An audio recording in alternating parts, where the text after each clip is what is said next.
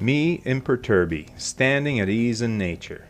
Master of all, mistress of all. Gotta love these dual sports that can take you truly into the midst of nature.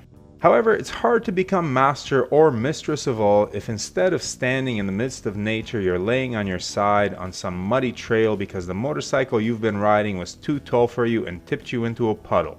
Or worse, a rock. Old Walt would no doubt agree and would similarly want to lower his CRF300L rally so he could stand in nature imperturbed. And Brooke agrees. She got the rally to extend her riding to the off-road sphere. If not for that, she would have been quite happy to keep her old Honda, the CB300F. That was the bike she learned on and the one she felt the most confident riding. The rally is really the off-road version of that bike. Same engine, slightly lighter, slightly better weather protection, and a whole whopping lot taller. Now Brooke is just under 5'7", that's 170 centimeters, and when she's on the very top of her toe and can't fully sit on the saddle nor even try to reach the ground with the opposite foot, she's not going to have a lot of confidence riding off-road, or on the road for that matter. Yes, you see some very short riders ride some very tall bikes on YouTube and handle them like pros. But that's because they are pros, not amateurs with barely 2 seasons under their belts and no off-road experience whatsoever. So we decided to lower this bike and put another 700 kilometers on it to see how it rides. Stay tuned for that story, and if you're enjoying the content, consider punching that subscribe button and liking the video. It helps the YouTube algorithm recommend these videos to a larger audience. We're also on Instagram where we share the exciting new happenings with the channel, so check us out there as well. So how much of a difference does lowering make? Did it change the handling characteristics of the motorcycle? For the answers to these and other important questions, stay tuned.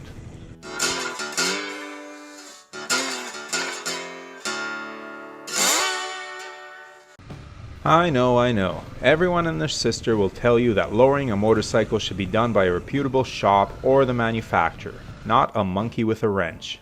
Guilty as charged. Disclaimer, I'm no mechanic and certainly no engineer, though I can do a mean oil change, so don't take anything that I do here as advice. Truthfully, I was hesitant to change the geometry of a brand new motorcycle. I'm tall enough for the stock version of my Yamaha Tenere 700, though if I wasn't, Yamaha offers a factory lowering link and a lower seat. Not so Honda for the rally. We first decided to try shaving down the seat. Some folks might try this themselves, but I'd rather not ruin a brand new seat. We enlisted the help of a local motorcycle instructor named Chicago who has a side business modifying seats.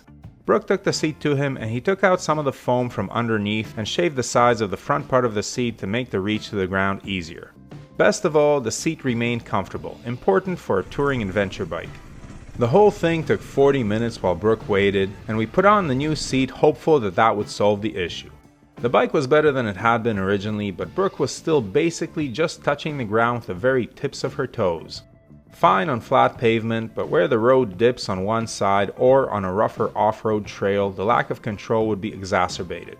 We went out for a quick ride and it was obvious that more lowering was needed. Brooke was starting to worry that she chose the wrong bike, so when we got home I immediately ordered a Kouba lowering link. 3 days later the package came and I popped it on after watching an instructional video on how to install one on a CRF300L. The procedure is exactly the same on the 300, so I'll spare you my clumsy wrenching as you can watch better mechanics doing it on YouTube. You will need a dirt bike stand, a torque wrench, and some basic tools. The link is supposed to drop the back of the bike 1.75 inches, which doesn't tell you much. Is that the tail of the bike? The seat? Who knows? With the link on, the seat was noticeably lower, but the front was still stock height. The max amount that the forks can be lowered in front is an inch, but most people lower it less than that. I dropped the forks about 9 millimeters. This left the front slightly proportionally higher than the rear. Dropping the back of the motorcycle can improve stability and also make the front wheel easier to float over sand and mud off-road, but can potentially make the steering slower and give the front wheel less traction in corners. A bigger concern when a bike is lowered is that during a big hit, when the suspension is compressed, the wheel can hit the underneath of the fender. I got out the measuring tape and made sure that both the front and rear wheels had more space above them than suspension travel, and therefore would not be impeded by anything in the event that the suspension bottoms out. Brooke tried the bike and bingo, perfect. She can almost flat-footed on both sides. With one heel down, the opposite one is just slightly off the ground. Before she rode it, I took it out to see if anything had changed handling-wise. On pavement, I whipped it around some corners and took it up to 120 km per hour, generally riding it harder than Brooke ever would. I also took it off-road and hit everything from sand to rocky double track to tight single track. No hint of any untoward behavior. The bike handled the same as before. I went home, retorqued the link and the fork bolts to specs to make sure nothing was working loose, and it was time for Brooke to try the bike. Her first ride was on the country roads surrounding our town, and she was in love. She felt confident and in control and loved the lightweight of the Honda. On the weekend we rode up to the cottage, choosing the less busy, more scenic roads, and Brooke's confidence grew with every mile. We detoured onto a very twisty, hilly and scenic gravel road with some patches of deeper gravel, and Brooke plowed through everything and was able to confidently ride this bike where she would have been seriously intimidated on her last Honda. The ride was wonderful, and may have involved a turtle rescue. Now it must be said that the Honda now has less ground clearance than before, but since the alternative is Brooke not riding her bike at all, it's a small price to pay. In all of this riding, the Rally did absolutely nothing that would worry either one of us. The link and fork drop work as they should. Not engineering or mechanical advice, just my own observation. Since the cottage trip, the bike has hit 1,000 kilometers, most of it under Brooke, as it should be, and I changed the oil. It's broken in and I've had it out on the trails some more. Stay tuned for a 1,000 kilometer review as well as the installation of the aluminum batch plate and luggage rack from Biker Bits, which are due in next week.